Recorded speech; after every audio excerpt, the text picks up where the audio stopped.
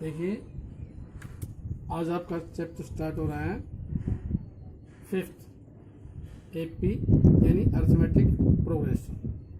हिंदी में बोलेंगे समांतर श्रेणी। अब देखिए AP यानी समांतर श्रेणी क्या है।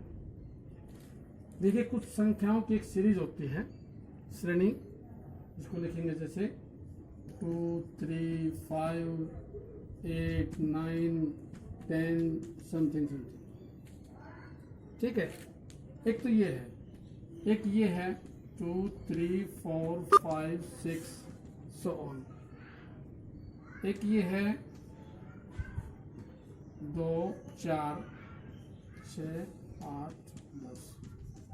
ठीक है, अब इन तीनों को देखिए, कंपेयर करेंगे हम। यहां देखिए दो अगली संख्या है आपकी 3, 2 है, 3 है, फिर आपकी 5 आ गई। तो यहाँ 2 और 3 में केवल एक का अंतर था। ठीक है, 2 से अगली संख्या 3 है, लेकिन यहाँ 4 छोड़ के 5 आ गया, यहाँ 2 का अंतर हो गया। फिर आपका अंतर बढ़ जाता है, 3 का अंतर हो गया, 5 और 3 8 हुए, फिर 8 और 1 9, फिर 1 का अंतर आ गया, फिर 9 और 1 10, फिर 1 का रह गया। यानी कि यहाँ कोई एक निश्चित क्रम जो है वो नहीं है, निश्चित इनके बीच में डिफरेंस जो है वो नहीं है।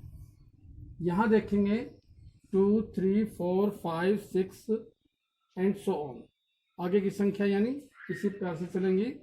तो यहाँ आपका सेम डिफरेंस है, 2 + 1 3, 3 + 1 4, 4 + 1 5, 5 + 1 6 हो गया। यानी यहाँ सभी संख्याओं के अंदर जो है वो एक एक का अंतर है, सभी क्रमागत संख्याओं में। ठीक है, यहाँ देख लो 2, 2 + 2 4 हुआ, 4 + 2 6, 6 + 2 8, 8 + 2 10 एंड सो ऑन। तो यहाँ भी आपका सेम जो है वो डिफरेंस है। तो हम इन दोनों को AP कह सकते हैं और ये AP नहीं है।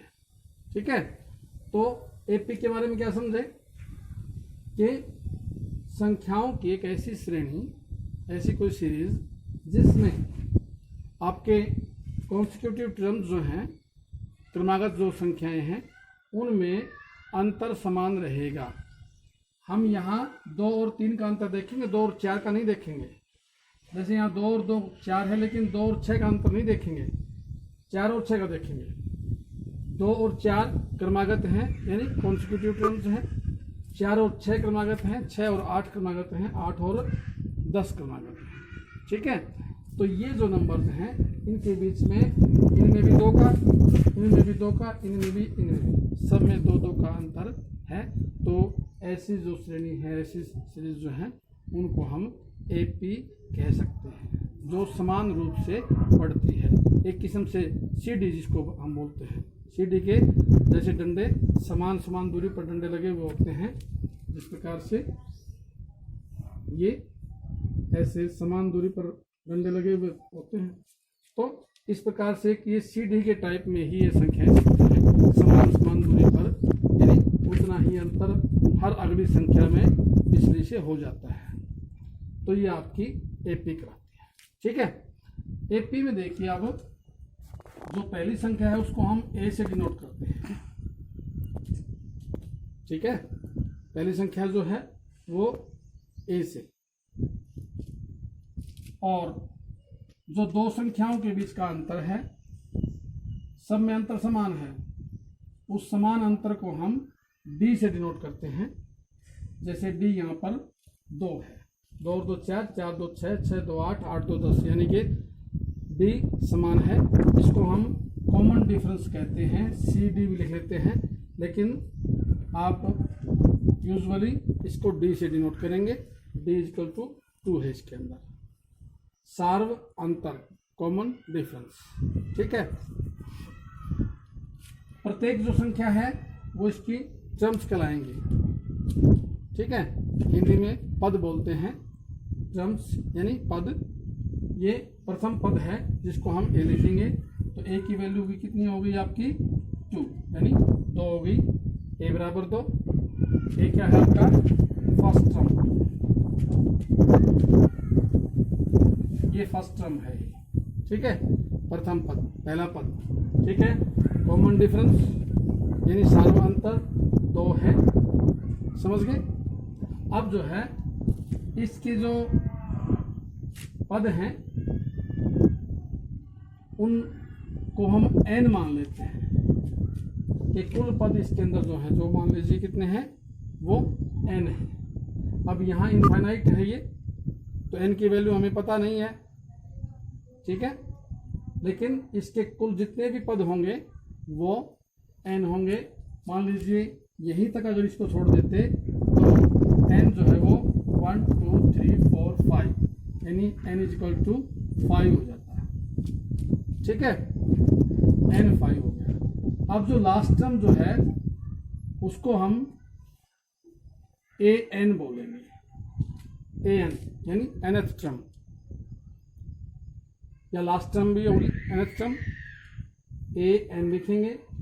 nवां पद ये कितना है आपका 10 है, ठीक है, लास्ट टर्म 10 है तो an इक्वल टू 10 रहेगी, ठीक है। तो इस प्रकार से आप देख सकते हैं AP क्या होती है, कैसी होती है, समझ में आ गया होगा ये। प्रथम पद फर्स्ट टर्म A से डिनोट होती है, 2 है, CD यानी कॉमन डिफरेंस जो कि आगे पीछे वाले यानी कॉन्सिक्यूटिव टर्म जो हैं क्रमागत, उन पदों के बीच का अंतर होता है जो कि 2 है। देखो इन दोनों के बीच का भी अंतर 2, इनका भी 2, इनका भी 2, इनका भी 2, तो ये सार्व अंतर है, यानी सभी क्रमागत पदों में अंतर सेम रहेगा, वो 2 है। इसको हम ओनली D से भी लिखते हैं, D इक्वल टू 2। n क्या चीज़ है, n है इस AP के पदों की संख्या, कुल कितने पद हैं इस AP के अंदर, 5 पद है यहाँ पर, तो ये 5 है, n की वैल्यू 5 हो गई। an क्या है, an जो है वो लास्ट टर्म है आपकी, आखिरी पद है, अंतिम पद, जिसको जो कि यहाँ 10 है, an से डिनोट करेंगे, an की वैल्यू आपकी 10 आ गई। अब देखिए मेनली इसके अंदर क्वेश्चंस क्या बनेंगे, क्वेश्चंस बनेंगे इसके अंदर इन्हीं चारों चीज़ों के ऊपर, A, D, N और an, ठीक है। कहीं आपको A और D दिया होगा, n मालूम करना होगा या an मालूम करना होगा, ये कोई 2-3 चीज़ें दी हुई होंगी, चौथी मालूम करनी होगी, इस प्रकार के क्वेश्चन आपके इसके अंदर बनेंगे। तो वो देखिए कैसे बनते हैं। अब देखिए 2 क्वेश्चन हम लेते हैं, एक ये है, एक ये है, 2 क्वेश्चन हैं आपके। क्या पूछा है इसके अंदर, कोई AP दी हुई है, उस AP के फर्स्ट टर्म A यानी 10 है और D क्या बता था D के बारे में, कॉमन डिफरेंस D जो कि 10 है, ठीक है। तो आपको अगली 4 टर्म जो है इसकी, एक टर्म तो दे रखी है, एक पद दिया हुआ है 10, अगले 4 पद और मालूम करने हैं, ठीक है। तो आप देखिए A2 मालूम करना है, A या A1 10 दिया हुआ है, A2 मालूम करना है आपको। A2 के लिए देखो A प्लस B, यानी कि हर अगला पद जो है पिछले पद में D यानी सार्व अंतर कॉमन डिफरेंस जोड़ने से मिलेगा। अब पिछला पद था आपका 10 A, उसमें हम D जोड़ देंगे तो आपका अगला पद, अगली टर्म जो है A2 वो मिल जाएगी, यानी A2 की वैल्यू क्या हो जाएगी, फिर A की वैल्यू आपकी 10 है प्लस D आपका कितना था 10, यानी ये आपका हो गया 20, ठीक है। अब A3 मालूम करना है, A3 के लिए इससे पिछला पद, A3 तीसरा पद है, पिछला पद क्या हुआ इसका A2 प्लस D, ठीक है। A2 कितना था आपका, A2 आ गया था आपका 20 यानी 20, और प्लस में आपका D आपका 10 है, ये आपका हो गया 30, ठीक है। इसी प्रकार से A4 चौथा पद मालूम करने के लिए क्या करेंगे, इससे पिछला पद यानी थर्ड टर्म A3 और प्लस में आपका D। A3 आपका 30 है, प्लस में D आपका 10 और ये हो गया 40। इसी प्रकार से A5 आप मालूम कर सकते हैं, A6 भी मालूम कर सकते हैं, जितना जहाँ तक करना चाहें। लेकिन ये आपका फॉर्मूला, ये तरीका आपका कुछ लिमिटेड यानी 2-4 तक पद अगर मालूम करने हैं तो आप इस प्रकार से करेंगे। अगर आपको बहुत आगे का कोई पद अगर मालूम करना है, आगे की कोई टर्म मालूम करनी है, जैसे 20वीं टर्म है, 20th टर्म हो या 25th हो, 50th टर्म हो, 100th टर्म हो, तो उसके लिए आपको फॉर्मूला अलग से आगे देंगे। ठीक है। अब इसमें भी यही चीज़ है, देखो ए यानी फर्स्ट टर्म आपकी 4 दी हुई है, सेकंड टर्म मालूम करेंगे A प्लस डी, फॉर्मूला बता दिया था, A प्लस डी आपका A4 है, -3 है, तो ये आपका आ गया 1। ऐसे ही A3 यानी A2 प्लस डी, A2 है आपका 1 और D है आपका -3, तो ये आपका -2 आ जाएगा।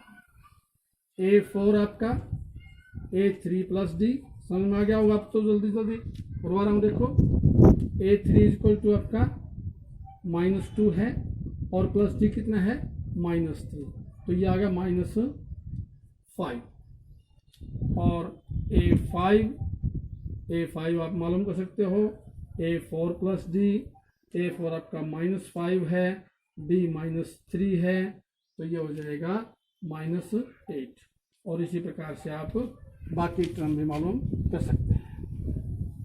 ठीक है। क्वेश्चन थर्ड में ये एक पार्ट लेते हैं।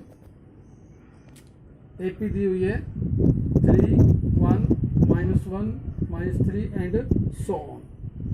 ये AP है आपकी। इसके अंदर आपको फाइंड करना है A की वैल्यू और D की वैल्यू। सिंपल है। देखिए A क्या होता है हमारा प्रथम पद, फर्स्ट टर्म, तो A इक्वल टू सबसे पहले क्या है आपका 3, तो A की वैल्यू आपकी आ गई 3। अब D सार्व अंतर, D मालूम करने के लिए बताया था अगली टर्म में से पिछली टर्म। जब दिया हुआ है कि AP है तो कोई भी दो टर्म कॉन्सेक्यूटिव टर्म कोई भी उठाओ, उनका डिफरेंस सॉल्व कर लो, अगली में से पिछली, ना कि पिछली में से अगली। ये ध्यान रहे, अगली टर्म में से पिछले टर्म, यानी कि A2 - A कर लीजिए चाहे। ठीक है। A2 आपकी है 1 और -A आपकी 3, तो ये आपका आ गया -2। ठीक है।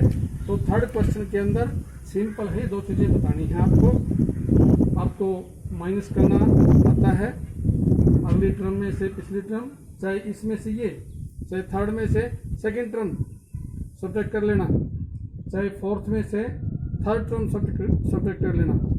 तो इस प्रकार से आपका D मिलेगा और A सबसे पहले आपकी फर्स्ट टर्म मिलेगी। ठीक है। तो इस प्रकार से थर्ड क्वेश्चन आप कंप्लीट करेंगे और आगे कल कंटिन्यू करेंगे।